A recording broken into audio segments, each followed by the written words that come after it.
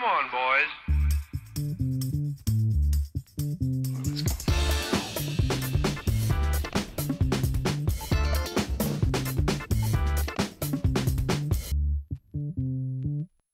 Bonjour à vous tous et merci de nous retrouver pour l'hebdo. Nous allons reprendre notre série d'entretiens que nous avions laissé un petit peu de côté, le temps des élections départementales.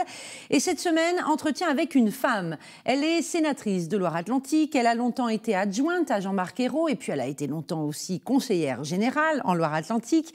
Elle est socialiste et depuis toujours investie sur les grandes questions de société, protection de l'enfant, parité, égalité entre les hommes et les femmes, adoption, prostitution. Elle est féministe et membre du Conseil consultatif national d'éthique. Notre invitée de la semaine, c'est Michèle Meunier. Bonjour. Bonjour. Et merci beaucoup d'être avec nous.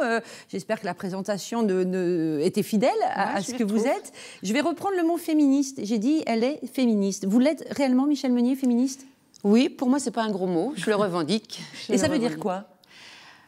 Ah, ça veut dire quoi? Ça veut dire que, d'abord, c'est une histoire, c'est un combat qui a été mené par des femmes, quelques hommes, des femmes surtout illustres, que je respecte. Et puis, à mon échelle, c'est un militantisme que j'ai commencé avant tout dans une association, Planning Familial, qui m'a fait découvrir ce que peut être le travail collectif. Et ensuite, quand je me suis engagée dans un parti politique, j'ai toujours cherché à travailler en groupe, en commun avec les autres. Mais féministe, vous savez bien que c'est une étiquette parfois qu'on juge un peu péjorative, un peu caricaturale. Être féministe, c'est se battre pour des droits dont on croit qu'ils sont acquis en réalité. Mais ça ne vous gêne pas, vous, d'assumer ce combat-là et cette étiquette-là? Non, c'est vrai que féministe, il y a des clichés, là encore des stéréotypes qui sont tenaces. Je ne me suis jamais reconnue là-dedans. Quand j'ai commencé dans les années 75, au moment du vote de la loi Veil, j'étais à peu près beaucoup plus jeune, évidemment, mais un peu comme ça. J'ai jamais eu de la paille dans les sabots et des grands pullovers que je tricotais moi-même. Mais néanmoins, derrière ces clichés que l'on met, j'ai profondément l'égalité et la justice sociale entre les femmes et les hommes et chevillée au corps. Ça vous habite? Ça m'habite. Voilà. Alors, vous avez rejoint Jean-Marc Ayrault en 89. Exactement. C'est ça, 89, je disais, vous êtes arrivé dans son équipe municipale quand il arrivait à Nantes. Depuis, est-ce que la place de la femme en politique a beaucoup changé? Puisque, voilà, depuis 89, ça fait quand même quelques décennies. Oui, et puis les lois sont passées par là. Oui. Même si on le dira peut-être que ce n'est pas suffisant, la loi ne suffit pas. En tout cas, elle met un cadre. Et là, en 89, on devait peut-être une petite dizaine. Ouais. Je n'ai pas le souvenir exact. Ouais. Mais en tout cas, depuis les années 2000, les listes sont paritaires.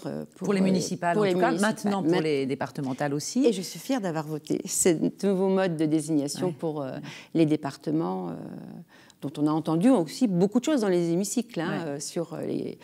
la compétence des femmes. Au moment, oui, il y a eu... il y a eu des phrases extraordinaires. Oui, il y en a certaines que je... Il fallait y aller petit à petit, le temps que les femmes fassent leurs preuves. J'ai lu ça, des petites choses qui ont été dites au Sénat, en l'occurrence. Ah oui, c'était dans l'hémicycle et il y avait franchement de quoi choquer. Longtemps après, moi je pensais que ça n'avait plus lieu d'être. Et si... Et je reviens sur cette notion d'évolution de la place de la femme en politique. Depuis que vous êtes rentrée en politique, voilà, vous avez vu les choses bouger quand même. On a parlé des lois, mais il y a les esprits, il y a les mentalités. Est-ce qu'en politique, aujourd'hui, la femme est tout de même a plus sa place et est plus d'emblée reconnue? Oui, bien sûr, mais j'ai du mal à me réjouir et à dire que tout est fait et tout est gagné. Quand on voit, par exemple, les départements et les présidentes de départements qui 10%. Vont être 9 plus 1, voilà, si on compte Paris, qui est aussi un département. Donc voilà, oui, les choses avancent, oui, les lois ont permis d'en arriver là, les exécutifs sont paritaires, la première vice-présidente du département de Loire-Atlantique est une femme. Il faut le souligner. Voilà, il faut souligner, c'est bien. Mais il faut aussi faire en sorte que ce soit normal Or, en fait, on a l'impression et on voit que c'est Oui, pas encore gagné. On le salue à chaque fois. Et oui. On salue qu'une femme soit nommée là ou là. Donc ça veut dire que ce n'est pas encore complètement acquis. Tout à fait. Et j'ai envie de dire, et la place de la femme tout court, dans la société, dans les foyers, dans les entreprises. Avant que vous répondiez sur cette question-là, je vous propose, Michel Meunier, de voir ou de revoir probablement une campagne télévisée qui doit dater de 2013. Et c'était une campagne tout simplement pour l'égalité entre les hommes et les femmes. On regarde. Léa va naître dans quelques semaines. Et si rien ne change, dans quelques années, Léa aura un salaire inférieur de 25% à celui des garçons nés la même année. Plus tard, elle aura une retraite inférieure de 35% et chaque jour, elle consacrera 1h45 de plus aux tâches ménagères.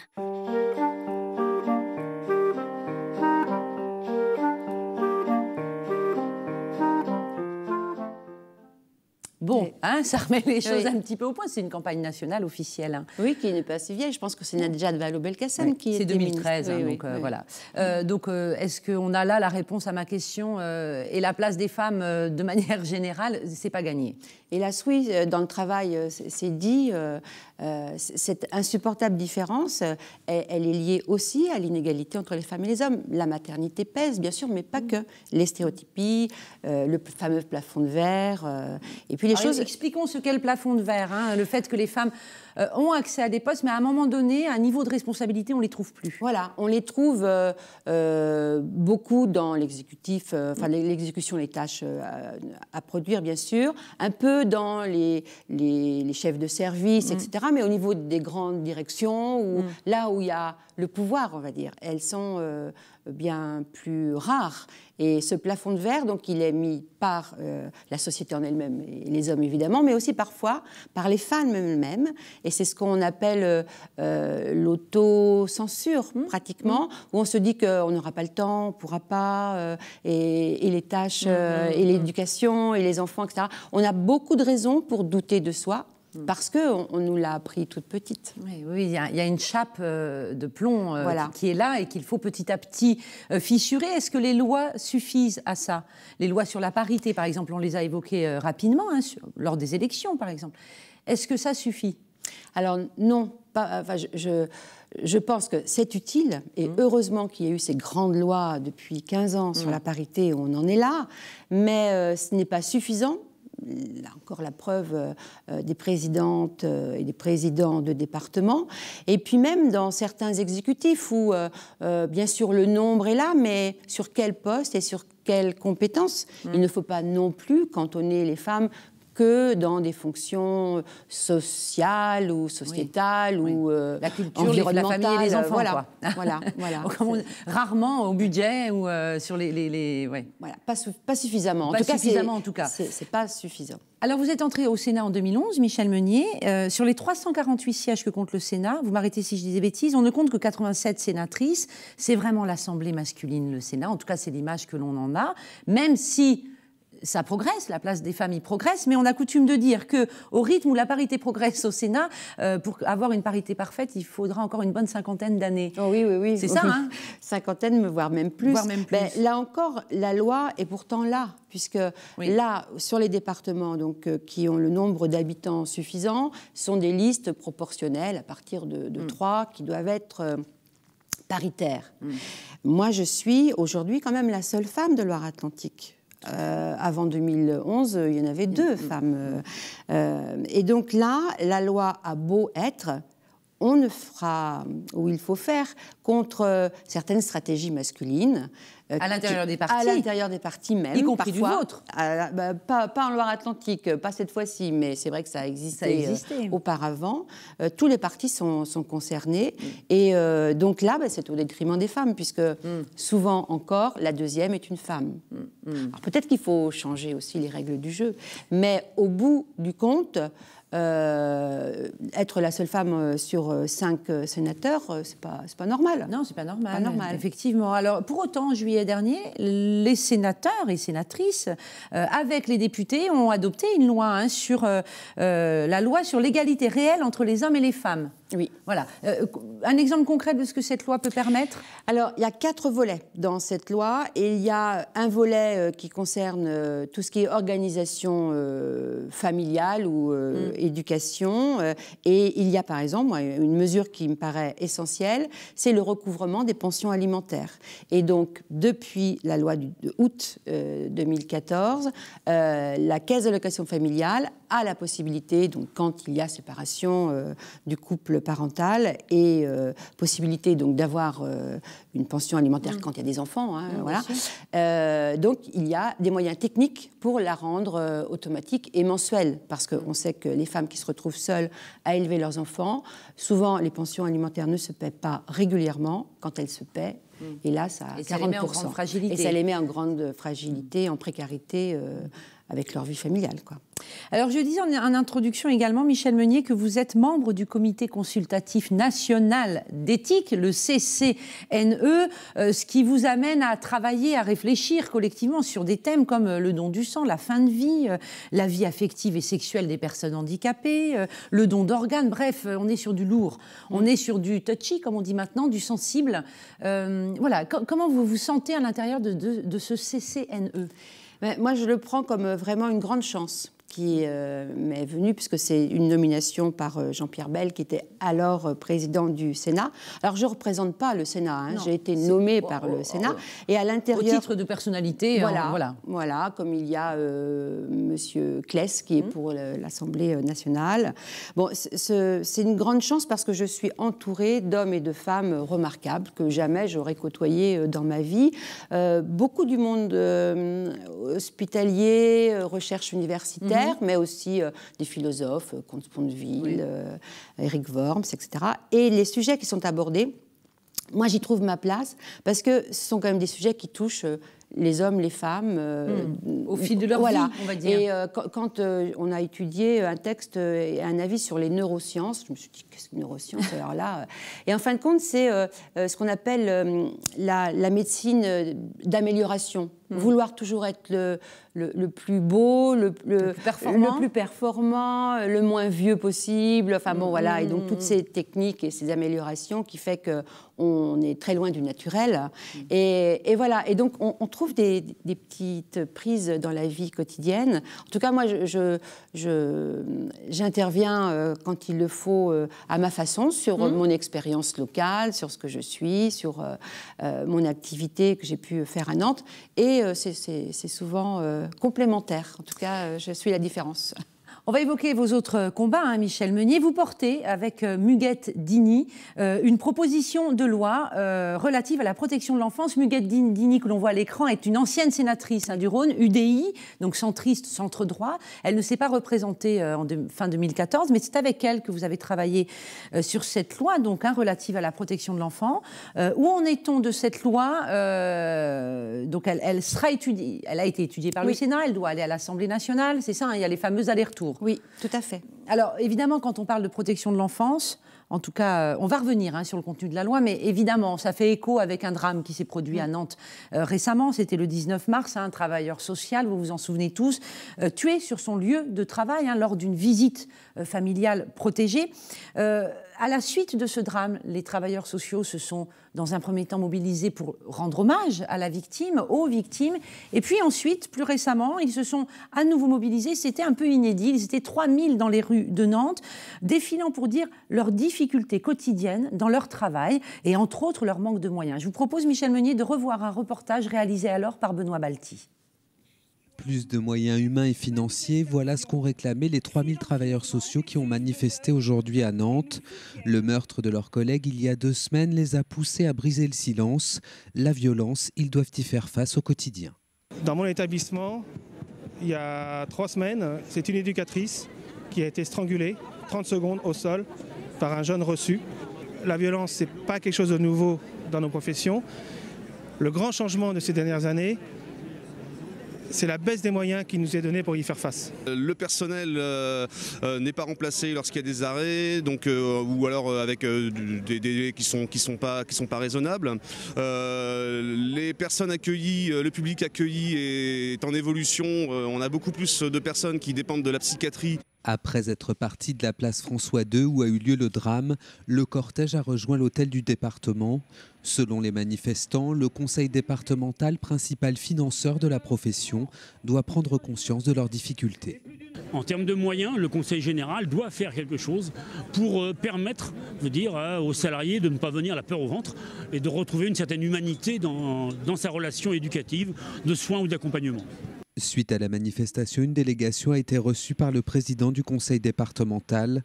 Une réflexion doit s'engager très prochainement pour améliorer les conditions de la profession.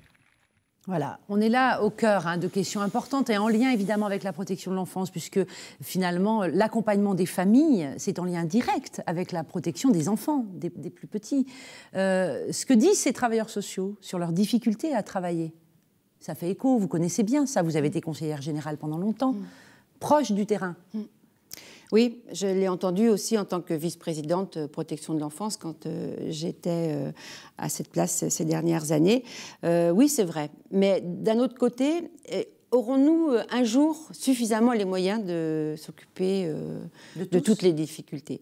La violence, ça a été dit, elle existe depuis longtemps. L'exposition réelle des travailleurs sociaux, elle a toujours été. C'est inhérent au métier? C'est inhérent au métier. Sauf que ce qu'on ne peut pas supporter, c'est que ce soit maintenant, comment on dit, à ce niveau de violence extrême, puisqu'il est mort. Donc, je suis partagée entre dire, oui, ce métier doit être considéré comme un métier à part entière et donner toutes les possibilités aux associations et aux structures de pouvoir exercer les compétences. Et puis je dis aussi au département de prendre vraiment cette compétence dans toute la mesure de ce qu'elle demande en responsabilité. Alors, en financement, je l'ai dit, c'est sûr, mais aussi en responsabilisation, parce que quand il y a un drame, celui-ci, mais on en a connu d'autres, Loire-Atlantique avec l'affaire Patron et l'affaire Laetitia, c'est le président du département qui est en premier lieu responsable et qui doit expliquer les placements, les ruptures de placement et les protections. Et le suivi, voilà. Et les accompagnements qui sont faits des familles. Voilà. Alors, c'est vrai que j'ai été à l'initiative avec Muguette Dini d'un rapport au début. Ça a été un rapport avec plus d'une cinquantaine de recommandations qui, certaines ne dépendent pas de la loi, tout ne dépend pas de la loi, mais une douzaine ou une vingtaine de mesures ont été donc tracées en proposition de loi.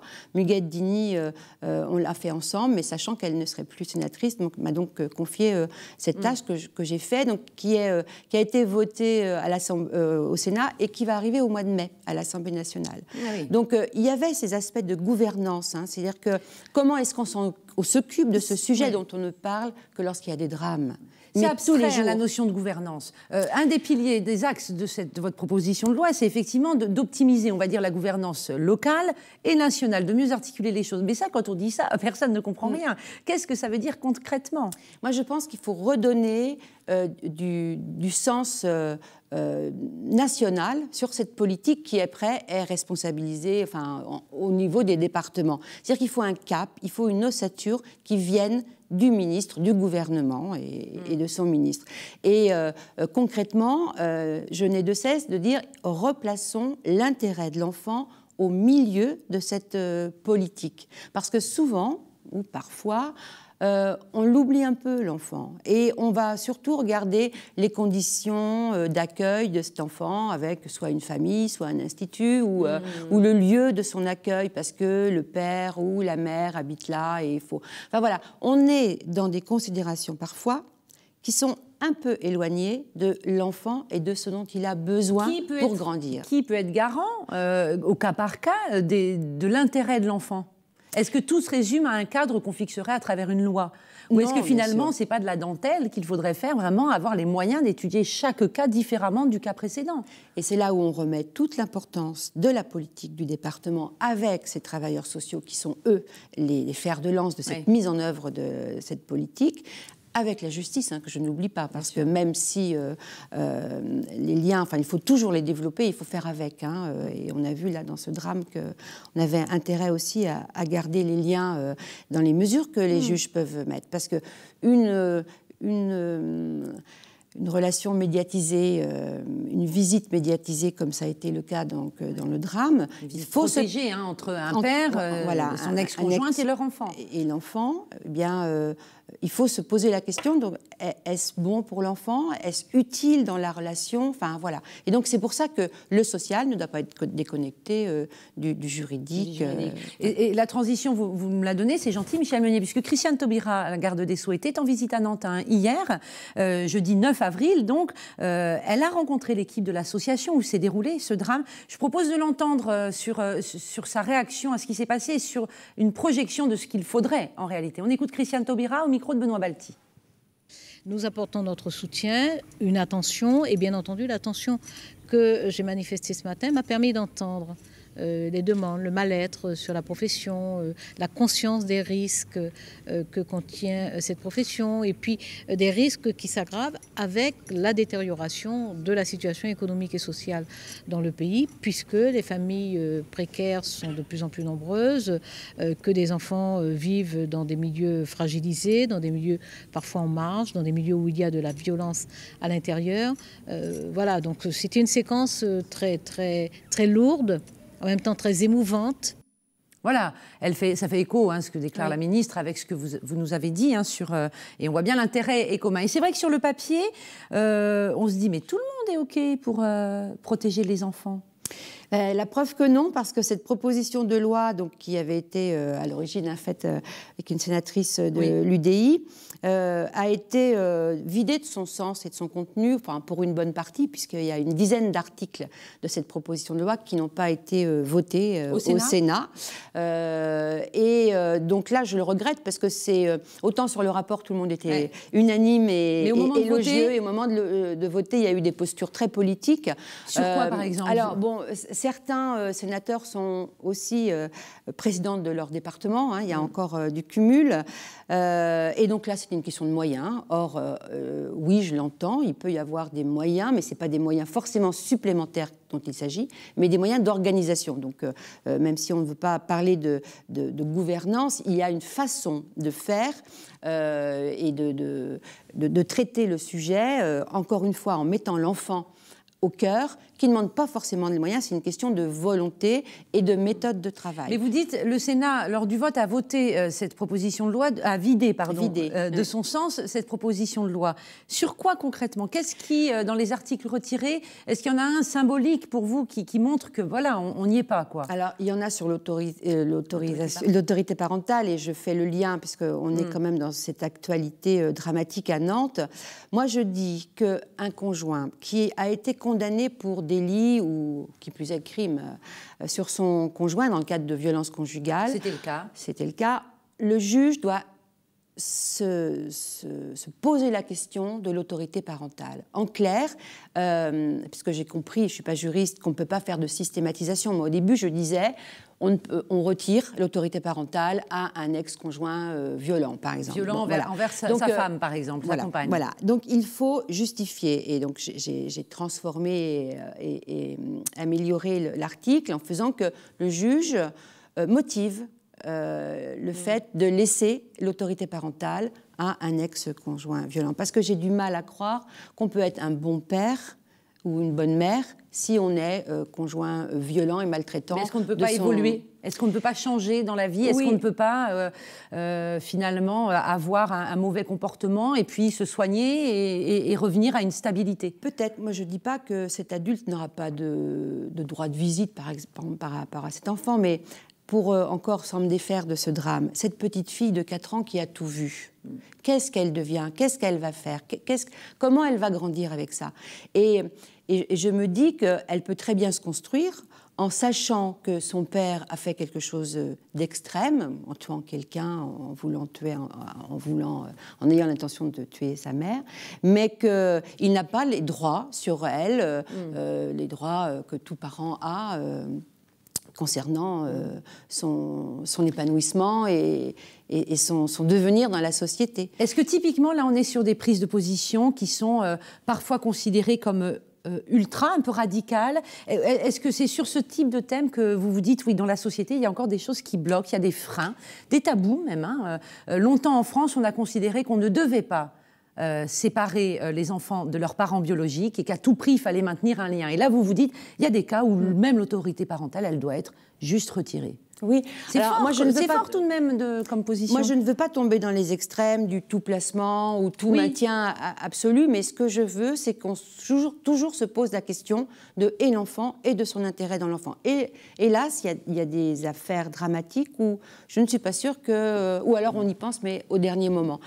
Moi, ce qui m'étonne quand même sur ce texte-là, mais sur d'autres textes, on a eu aussi l'occasion de le constater, c'est qu'on est quand même en France sur de l'a priori tout biologique et de l'a priori tout familialiste.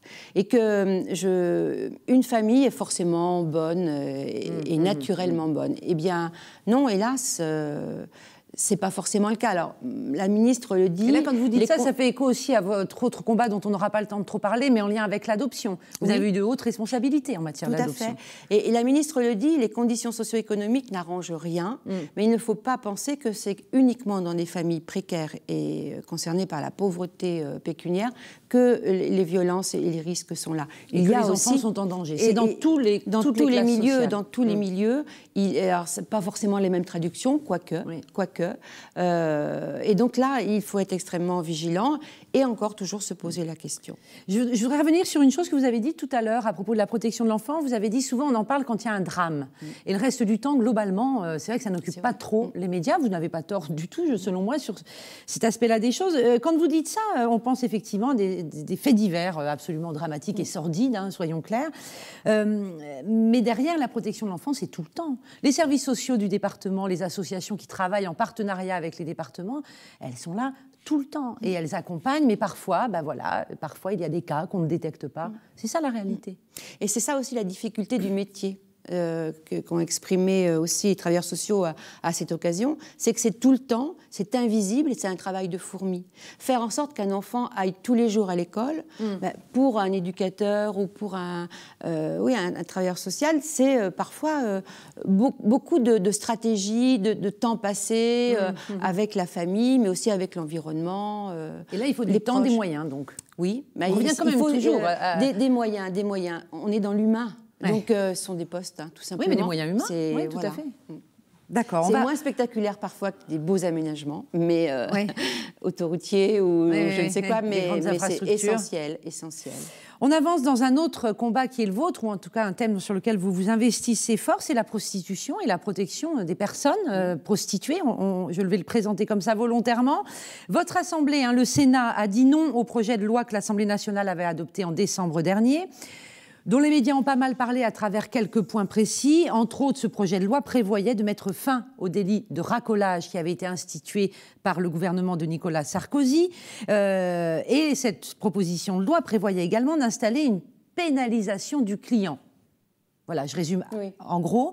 On voit bien que le vote du Sénat, la droite a voté contre, la gauche avait proposé cette loi. On voit que c'est clivé, mais de manière, encore une fois, caricaturale entre la droite et la gauche. Ça vous agace ? Oui, et puis ça n'a pas donné une bonne image du Sénat, qui n'en a pas forcément besoin d'ailleurs, d'avoir cette image-là.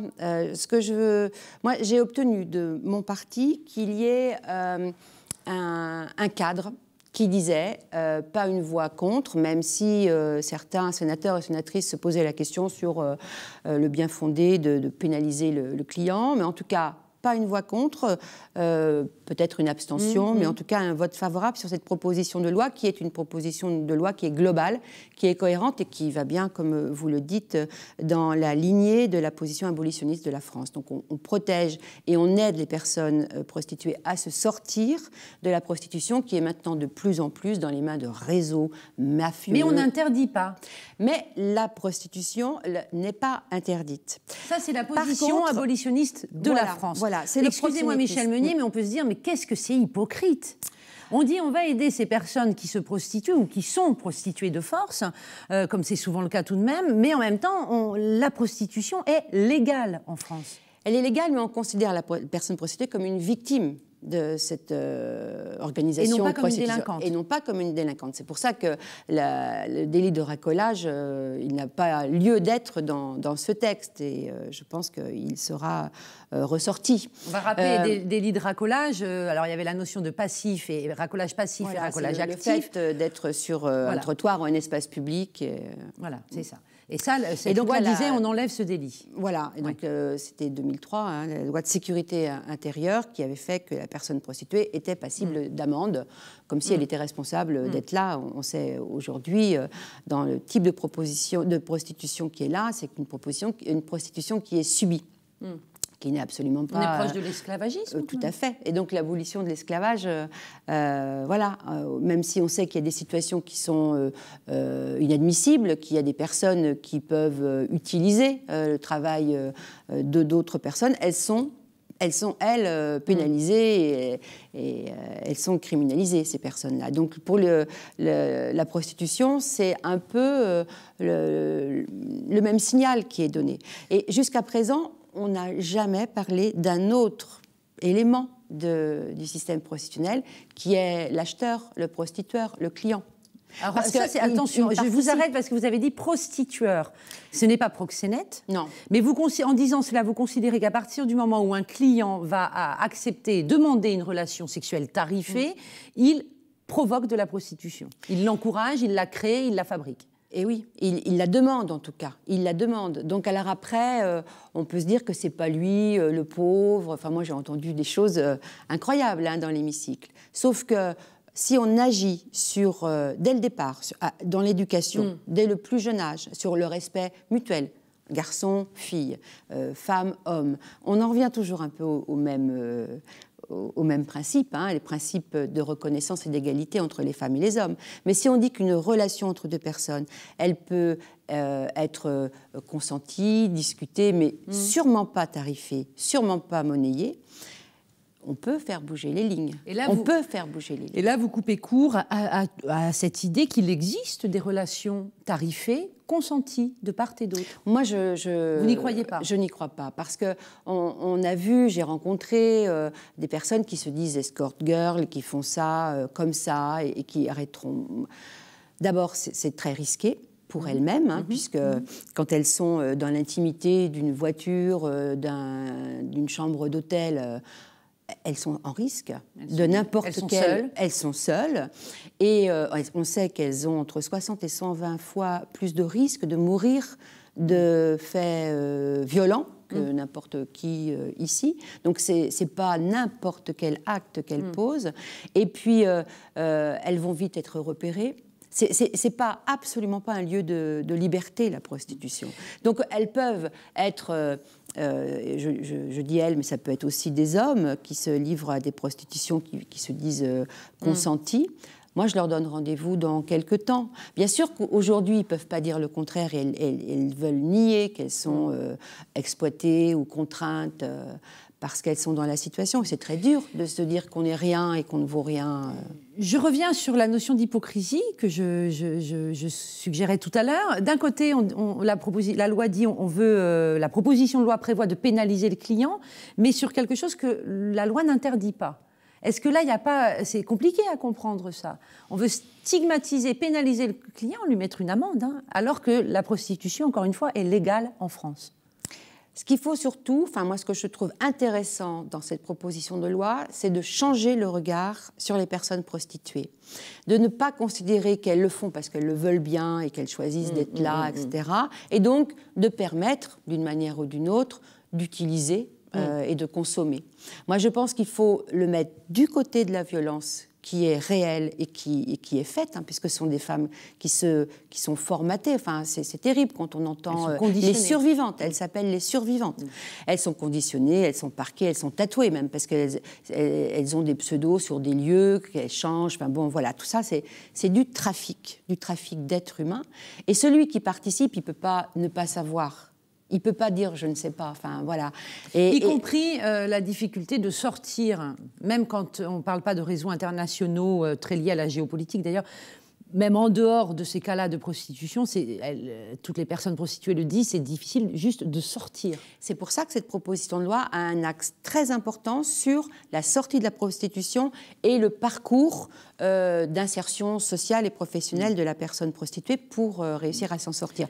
Donc on inverse la tendance, on inverse surtout le fait qu'elle pourra, cette personne-là, trouver accueil, appui, accompagnement auprès d'une association sous l'égide du préfet quand même. Hein, c'est pas... On va y revenir à ça, mais pour illustrer cet échange, je vous propose de regarder un extrait d'un documentaire que Télé Nantes avait soutenu et diffusé. Il date d'octobre 2011. Son titre, c'est « Amour-propre » au pluriel, et sa réalisatrice, Estelle Robin-You, est nantaise. Elle a suivi de près le travail effectué à Nantes par la mission de Médecins du Monde, que vous connaissez, Michel Meunier. Médecins du Monde va à la rencontre des personnes prostituées sur Nantes et continue à le faire. C'est une de ses missions pour tout d'abord les accueillir, leur donner quelques conseils, faire de la prévention en termes de santé, de droit également. Et cet extrait, bien, c'est un échange entre ces personnes prostituées. Ça se passe dans le bus de Médecins du Monde. Regardez.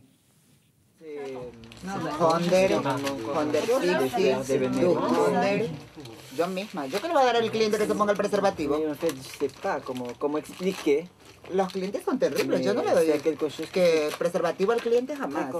Tú le das el preservativo al cliente que él se lo mete. No, ya pas beaucoup de monde que voulait venir bénévole.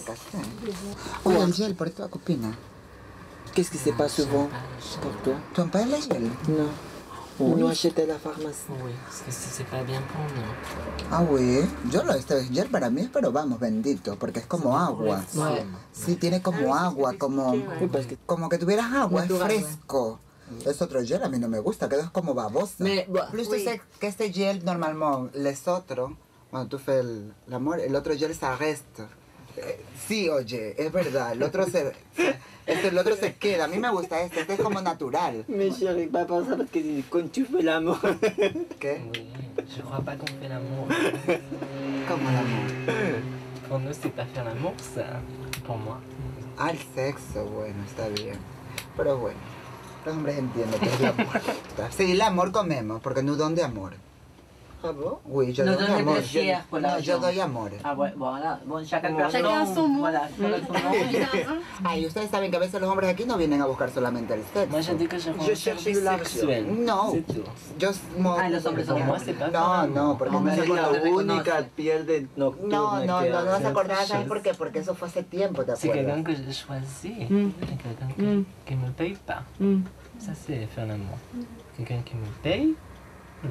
C'est de l'amor. C'est plaisir. No, es comerse. Échange, on va dire, simple, un peu... une discussion banale, hein, dans ce bus de Médecins du Monde, donc capté par Estelle Robin-You, documentariste, entre ces personnes prostituées qui, à la fois, discutent très concret de ce à quoi elles sont confrontées dans leur métier, voilà, les préservatifs et les clients qui disent non. Donc ça revient à l'exposition dont vous parliez, hein, la violence. Et puis cette discussion à la fin où, entre relations uniquement sexuelles et tarifées ou notion d'amour. C'est complexe ce sujet-là, Michel Meunier. Est-ce que c'est encore tabou dans la société ? Non, tabou, je ne pense pas, mais les clichés sont féroces, hein, ils sont vraiment là. Et surtout, il y a... Alors peut-être que c'est une histoire de génération, en tout cas je voudrais être optimiste et le penser, mais certains hommes et certaines femmes pensent que c'est encore romanesque, hein, la personne prostituée est encore au coin de la rue, enfin voilà, un peu comme dans les romans. Or, en fin de compte, oui, ce documentaire porte bien son nom, Amour-propre, parce que c'est avant tout dans cette forme d'esclavagisme. Pour moi, ce sont quand même des femmes et des hommes, mais beaucoup des femmes qui ont leur dignité, en tout cas qui veulent la garder. Et quand elle parle de sexe, c'est du sexe, c'est surtout pas de l'amour, c'est surtout pas de la sexualité. C'est bien dit. Et c'est très bien dit. Ils le disent très bien. Je reviens sur quelque chose que vous évoquiez avant qu'on regarde cet extrait. Vous parliez de l'accompagnement que l'on peut faire auprès de ces personnes prostituées pour les aider à retrouver une place dans la société. Mais ça, en vrai, on a un mal de chien à le faire.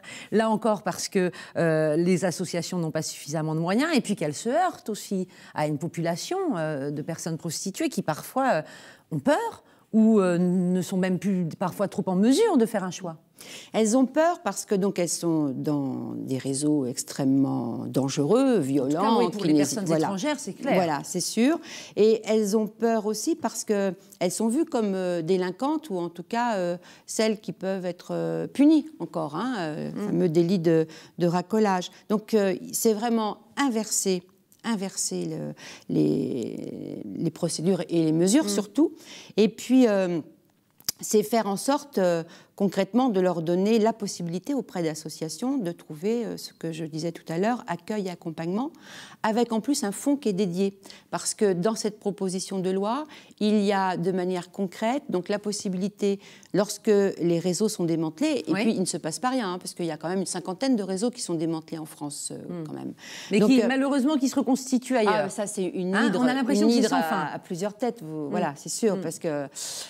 Voilà, on ne sait pas d'ailleurs, c'est dur de nommer les gens, ils sont tellement internationalisés, c'est mondialisé, c'est aussi de l'argent fait sur des armes, sur de la drogue, les personnes prostituées, voilà, c'est des trafics internationaux. Je vous ai interrompu, mais vous parliez d'un fonds spécifique. Voilà, un fonds spécial donc, qui proviendrait des biens immobiliers ou des biens financiers de ces proxénètes et ces réseaux.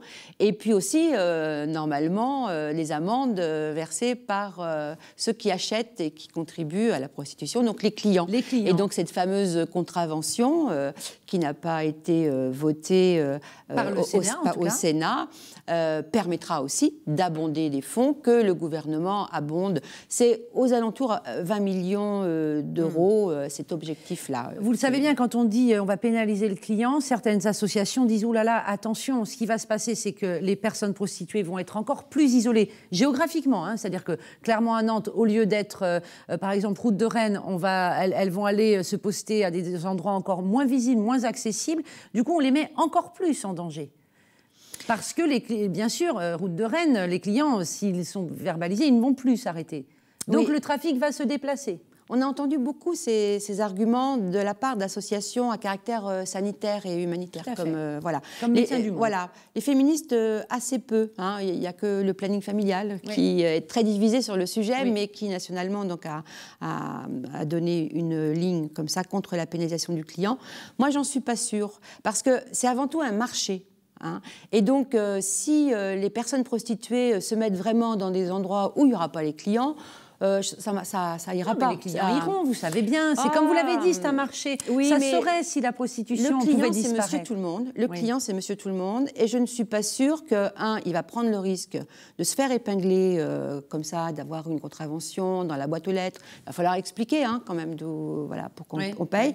Et puis, je ne suis pas sûre non plus qu'il prenne sa voiture pour faire 50 km tous les soirs s'il a envie. Donc, clairement, vous vous dites... Je pense qu'encore une fois, c'est le signe et c'est le message que veut laisser cette proposition de loi, c'est que non, ce n'est pas possible d'acheter du sexe. Donc, à terme, on continue à ne pas interdire la prostitution, mais on pense qu'avec ce genre de mesures, j'essaye de me mettre dans votre tête, on va faire reculer la prostitution et petit à petit la faire peut-être même disparaître. C'est la position abolitionniste de la France, comme il y a eu pour l'esclavagisme en son temps. Donc, encore une fois, aujourd'hui, personne ne pense à refaire un marché sur l'esclavagisme, même s'il y a des pratiques insupportable aujourd'hui, qui existe toujours, mais qui en France reste marginal, je mets des guillemets. Mais bon, encore faudrait-il pour que ça marche que tous les pays voisins de la France aient la même politique, parce que vous savez bien que sinon, on va juste déplacer le problème dans tel ou tel pays. Moi, j'ai eu la chance d'accompagner la ministre en début du mois à l'ONU, et j'ai constaté que la France est attendue, parce qu'il y a un effet d'entraînement positif. L'Europe est sur une position, on voit bien comment l'Allemagne est en train de se re-questionner, parce que c'est zéro center, ces grosses machines industrie là où on peut consommer du sexe et puis après aller au restaurant ou avant, on va dire que ce sont des maisons closes ça a triplé qu'on a voulu moderniser et designer. C'est du grand design en tout cas en même temps, sur du commerce. Mais une réglementation, un encadrement, un Voilà. accès aux soins aussi quand même. Et qui pour a les fait personnes, non multiplier les chiffres par 10. Donc en fait, vous dites que ça n'a pas été efficace. Absolument pas. Et d'ailleurs, certains lenders se posent la question de revenir. Voilà. Et donc, on sait qu'il y a d'autres pays en Europe et ailleurs. Le Canada se pose aussi la question. Donc, voilà, il y a un effet. Moi, je pense que c'est le progrès. Michel Meunier, on ne va pas se quitter avant de parler de politique pure. On n'a fait que ça, de parler politique. Oui. On va parler un peu de politique politicienne, comme l'on dit. Vous êtes socialiste, je l'ai dit. D'ailleurs, depuis quand? Vous avez toujours été au Parti socialiste? Non, j'ai d'abord été dans le mouvement associatif, au planning familial, et j'ai dû rentrer au Parti socialiste en 84, après Mitterrand. Est-ce qu'il y a des moments dans une vie politique où on a envie de déchirer sa carte? Il y a des moments de grande colère, c'est vrai. Il y a des moments comme ceux que j'ai connus depuis 1989 à Nantes et sur le département et sur la région, de dynamique, de choses très positives. Et puis il y a des moments difficiles, c'est vrai. Vous me voyez venir, oui, évidemment. Oui. On est dans un contexte particulier pour les socialistes en ce moment. Vous serez au congrès du PS à Poitiers en juin? Il est sur mon agenda. La date est sur mon agenda. Alors je repose la question, vous y serez? Je ne sais pas encore. Oui, sûrement. Mais est-ce que c'est un moment important à Toulouse. Dans le temps d'un parti, dans la vie d'un parti? Moi, je suis au Parti socialiste. Je vais à mes réunions de section pour rencontrer les autres militants, pour rencontrer aussi des collègues élus localement. Mais je n'ai pas cet appétit pour rentrer dans l'appareil. Et voilà, au niveau national, j'ai dû peut-être m'intéresser à la Commission nationale sur les personnes handicapées dans les années 90. Mais voilà, commission femmes aussi. Mais je ne suis pas investie dans l'appareil. Votre rêve n'est pas d'être dans tous les rouages du parti? Non, je pense qu'on peut être utile aussi en étant aux côtés des militants et surtout leur expliquer les choses et puis les écouter parce que là, on a beaucoup à se dire. Alors, au moment où on enregistre cette émission, je reviens au congrès, au moment où on enregistre, on ne sait pas tout des motions qui pourraient voir le jour pour ce congrès de Poitiers. Donc, on ne va pas pouvoir détailler ça. En revanche, on voit bien au Parti socialiste les mouvements qui se dessinent. Donc, si je voulais faire ça un peu à la hache, je vous dirais, vous êtes plutôt du côté des frondeurs, vous êtes plutôt du côté de Manuel Valls, vous êtes plôt au milieu, vous êtes comment, Michel Meunier? Moi, je ne me sens pas frondeur. Je ne me cache pas, j'ai soutenu Martine Aubry aux primaires et puis là, j'ai signé sa contribution. Va-t-elle faire une motion? C'est la question qu'on se pose. Elle l'a dit parce que mardi, j'étais à ses côtés, ainsi qu'une centaine de parlementaires et de militants. Elle veut que ce soit utile. Elle ne veut pas se compter. Elle a parlé de son âge, en tout cas de son expérience. Oui. Et voilà, donc elle veut que ce soit utile. Et surtout, elle veut que le gouvernement entende ce qu'ont dit les électeurs ces 2 dimanches derniers aux Alors élections justement, des départements. qu'ont-ils dit au gouvernement selon vous? Moi, je pense qu'ils ont dit qu'il était temps de reprendre peut-être à tâche, c'est comme ça qu'ils l'ont ressenti en tout cas, avec les gens, la population, les familles, les habitants. Bon, moi, je pense qu'il y a une part d'injustice là-dessus parce que le gouvernement n'a pas tourné le dos du tout à son peuple, mais c'est vrai qu'il y a sûrement, il y a eu des maladresses et puis il y a eu parfois des renoncements ou des petits... On va dire c'est pas le bon moment, donc faudra revenir plus tard. Voilà, bon, je pense à des sujets qui sont les miens. Oui, mais voilà, au moment du mariage sur la procréation médicale assistée, par exemple, enfin pour les femmes. Donc il y a des choses comme ça qui n'ont pas été comprises, qui auraient pu se passer, mais qui sont pour moi c'est pas rédhibitoire. C'est-à-dire que je suis foncièrement positive et je veux penser que c'est ensemble qu'il nous faut trouver une solution. Et donc je pense qu'à ce congrès, il faut qu'on trouve la bonne manière. Le gouvernement a commencé par des annonces qui ont été faites et qui vont continuer la semaine prochaine. Donc chacun doit faire un pas. Vous dites, je pense que la grande famille socialiste peut se retrouver. C'est mon état d'esprit. C'est mon état d'esprit. On a bien compris à l'issue des départementales que cette grande famille socialiste, elle devait aussi s'associer avec d'autres. Oui. Je pense aux écologistes, je pense aux communistes. Vous êtes pour cette ouverture ça vous pose pas de soucis? Moi, j'ai été élevée comme ça, on va dire, avec Jean-Marc Ayrault. Dans la municipalité, il y a toujours eu ce qu'on appelait la gauche plurielle à l'époque et le travail ensemble. Moi, ça me gêne pas. Et au contraire, au Sénat, ne serait-ce qu'au travers de la délégation aux droits des femmes, on est ensemble. C'est Chantal Joanneau qui pilote, qui est UDI, mais je travaille avec les écologistes. Et puis on a vu, vous avez travaillé avec Muguette Dini, centriste, et vous pouvez bien travailler. Oui. Ensemble. Avec les Républicains, il n'y a pas de problème. Oui. Avec les Républicains, ça veut dire quoi? Parce que j'ai des limites et je ne pourrais pas travailler avec... les gens du Front National, non, ça vous pensez? J'aurais beaucoup de mal, oui. Du coup, les résultats... Je n'envisage même pas. D'accord. Les résultats aux dernières élections, on a vu une progression très importante du Front National, y compris, on l'a dit et redit, en Loire-Atlantique, et sur certaines zones, notamment du département. Ça vous bouscule beaucoup, ça? C'est vrai que ça inquiète.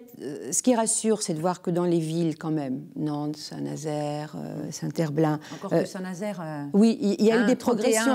Au second tour, 31%, le Front National. Hein. Et pour cause. Il y avait que le second tour avec le socialiste. Donc, quand même, les villes protègent par leur politique publique, le fait qu'à Malakoff, la semaine dernière, il y ait à nouveau une poste. Enfin, voilà, on met quand même des garanties, des garde-fous par les services publics, quels qu'ils soient. C'est un constat quand même qui rassure. Mais de voir que ça progresse constamment et régulièrement, c'est ça qui est inquiétant. Et dans tous les quartiers, il n'y a pas de quartiers qui sont épargnés, même si, encore une fois, le fait d'être proche fait quand même barrage à l'exclusion et aux aspérités. On va finir par une dernière question qu'on va essayer de développer en 1 minute. Michèle Meunier, je le disais, vous êtes sénatrice depuis 2011. Est-ce qu'on peut encore, quand on est au Sénat, être sur le terrain, être proche des gens? Mais c'est essentiel, parce que moi, comment on fait? C'est des blocs dans ma vie. Du mardi au jeudi soir, je suis sur Paris, et du vendredi et le week-end et le lundi, je suis sur la Loire-Atlantique. Beaucoup à Nantes, mais avec Yannick Vaugrenard, on a pris l'habitude d'aller vers chaque maire, parce que moi, je suis élue par les élus. Bien sûr. Et donc, on a déjà rencontré à peu près la moitié des 221 maires de Loire-Atlantique. Et les vrais gens, j'ai envie de dire, non pas que les maires ne soient pas des vrais gens, mais voilà, la population, le terrain, vraiment, vous en faites encore? Ce matin, vous voyez, j'étais dans mon quartier, c'était le meilleur ouvrier de France qui est bouché dans mon quartier. Donc voilà, j'étais fière de venir lui apporter son témoin. Oui, il faut vivre sa ville, vivre son quartier. Mais concrètement, je ne fais plus de permanence électorale. Donc les gens, je les vois parce que je vais à leur rencontre, mais ce n'est pas eux qui viennent vous voir. Moi, c'est plutôt les élus qui viennent me voir. Voilà, c'est différent. Ouais. Vous êtes heureuse quand même au Sénat, Michèle Meunier? Je suis très heureuse. C'était la toute dernière question. En tout cas, on vous remercie beaucoup d'avoir accepté de vous prêter au jeu de ce long entretien, et merci d'avoir abordé tous ces sujets, tant mieux, tous ces sujets de société dont on parle, c'est vrai, souvent un peu rapidement. Merci Michèle Meunier, et merci à vous tous de nous avoir suivis. Vous le savez, l'hebdo est aussi à retrouver sur telenantes.com. Et puis voilà, et puis Télénantes vous donne souvent des nouvelles sur Facebook et Twitter, alors n'oubliez pas de nous y retrouver. À bientôt.